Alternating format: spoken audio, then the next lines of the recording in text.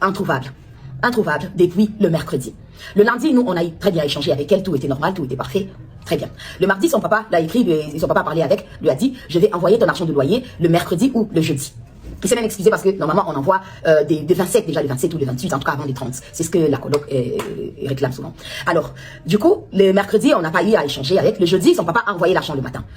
Et après, il a écrit les messages après, comme toujours. Souvent, l'habitude, elle a l'habitude de recevoir et puis de dire, ok papa, j'ai reçu, mais là je suis soit à l'université ou je suis à mon job étudiant. Dès que je finis, soit tout de suite après, je récupère ou bien ma journée, elle sera chargée, je vais récupérer demain comme je n'aurai rien à faire. Ça a toujours été ça. Mais il n'y a pas eu de feedback de sa part. Le jeudi, là, on a envoyé l'argent. Mais on s'est dit, bon, comme toujours, parfois elle revient toujours et tout à dire, non maman, tu sais, j'étais un peu occupée, j'étais au boulot et tout, et j'avais examen, j'étais à l'université, j'étais tout ce qui va avec. Parce que parfois il arrive, vous arrivez à parler directement, ou quand vous vous appelez ou bien quand vous écrivez. Parfois aussi il arrive, vous savez, avec les fuseaux horaires, vous pouvez laisser un message et la personne vient vous répondre après ou des heures après vu le fuseau horaire. Alors, le jeudi, Alex n'a pas fait de signe. Ça nous a inquiétés. Alors on s'est décidé, non, le vendredi, de contacter sa coloc. Nous, c'était le matin, là-bas, c'était le matin, il fallait attendre qu'il se réveille. Nous, c'était à 14h. Là, il était 14h, je crois, 6h chez eux ou 7h. On appelle Louane. Son papa a parlé avec, mais moi aussi. Moi, je parle de mon appel à moi, à la maman. J'ai parlé, je dis, allô, Louane, ça va et tout. Ça fait que je n'arrive pas à joindre Alexandra. Elle me dit, oui, ça fait 2 jours que moi je l'ai vu. Moi, personnellement, j'étais à la maison et ça fait 2 jours que je l'ai vu. Et là, ça fait 2 jours, moi, je ne suis pas à la maison. Je suis chez mon copain ou chez mes parents et voilà. Mais vous pouvez me laisser à l'heure de ma pause, j'irai à la maison. Je vais essayer de voir si je vais la contacter, la voir et puis vous revenir vers vous. Je dis, mais là, je suis vraiment très inquiète, Louane. Je ne sais pas. Oui, madame, je vous comprends très bien et tout. Alors, j'attends un peu et tout, et puis je lui rappelle encore et tout. Je suis pas encore partie et tout, mais après, je pars dites-moi dans combien de temps. Non, dans une demi-heure, peut-être, je serai, ouais, j'ai dit, ok, d'accord. Après, tout de suite, après, quand on se raccroche, elle m'envoie un SMS, parce qu'avec avec Louane, je ne parle pas sur WhatsApp. C'est juste l'appel normal et tout. Donc, elle me fait un SMS pour me dire, rappelez-moi, j'ai la suite, et j'ai les nouvelles de mon coloc. Je rappelle tout de suite. Allô? Oui, j'ai mon coloc qui m'a dit qu'il a déposé le mercredi à l'île de Quentin. J'ai dit, un coloc? J'ai dit, mais Louane, je ne savais pas qu'il y avait un coloc. J'ai pensé que vous habitez que vous deux, ma fille et vous et tout. Elle me dit, non, il y a un coloc. Et après, il y a votre fille, l'autre coloc. Personnellement, je me suis dit, si déjà ma fille m'avait jamais dit qu'il y avait un coloc, peut-être c'est dit, vous savez, nous sommes des mamans africaines, on est parfois un peu parano et tout. Je n'allais peut-être pas accepter qu'elle habite là où il y a un garçon parce que je savais qu'il y avait que la fille ou laquelle, c'est elle, la mairesse, qu'on a fait les bails. Et voilà. Et on savait qu'elle, on est toujours en contact. Et sur les vidéos qu'elle avait envoyées, bref, je savais que Alex n'habitait qu'avec Louane. Je n'étais pas au courant du coloc. Bref, ça. Après, elle me dit, je lui demande, passe-moi le numéro du coloc en question. Elle dit non, déjà, je savais qu'il ne va pas vous répondre et tout parce qu'il a travaillé de nuit, il est rentré, il va dormir. J'ai dit bon, puisqu'il vient de vous donner l'information maintenant qu'il a eu Alex, il a déposé Alex à l'île de Quentin. Donc je pense que je suis sa maman, je suis inquiète, il peut aussi me donner la même information comme ça que je puisse parler avec lui. Je vous envoie quand même le numéro, mais je sais qu'il ne répondra pas. Elle envoie le numéro, j'appelle, il décroche pas.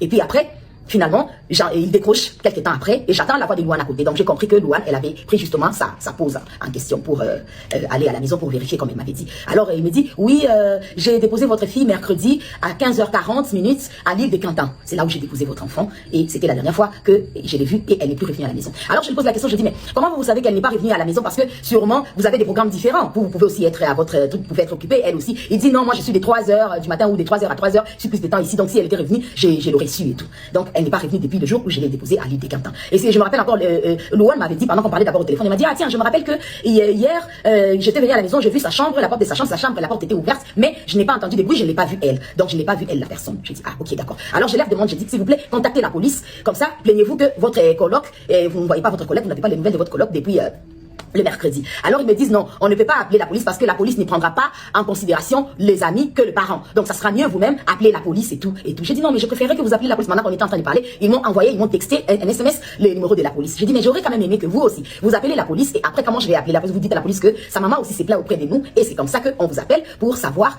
comment est-ce que voilà, on fait la plainte en fait, ensemble.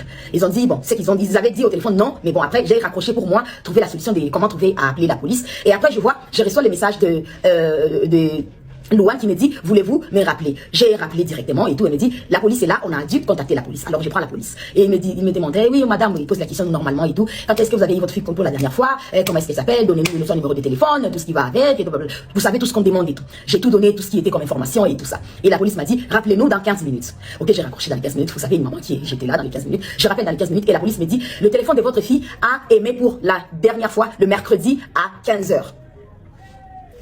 Alors, je dis, Depuis le mercredi à 15h, oui, depuis le mercredi à 15h que ça a cessé d'émettre. Mais depuis tout ce temps-là, elle recevait en fait son SMS, ça faisait toujours des traits, tous les vendredis là en question. Parce que là, quand je sais que je vous parle, là où je parle avec la police, c'est déjà genre vendredi à l'heure de chez nous, peut-être à 16h, 17h, 18h, un truc comme ça. Après, je suis restée plutôt en contact avec la police, ils m'ont passé le numéro, appelé le numéro, tel numéro, et puis ils m'ont donné le numéro. Donc, je me suis mise maintenant avec la police et tout, j'étais là avec eux et tout.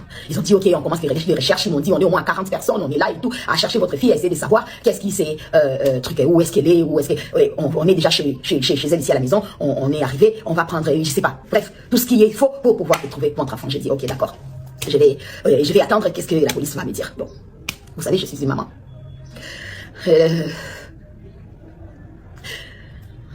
J'ai envoyé ma fille au Canada pour aller étudier parce que le Canada c'est un très beau pays, un très bon pays qui offre des choses tellement meilleures, qui offre la sécurité déjà premièrement. Et c'est par là que j'ai voulu que ma fille aille là-bas. C'est mon seul et unique enfant. C'est le seul enfant que j'ai eu.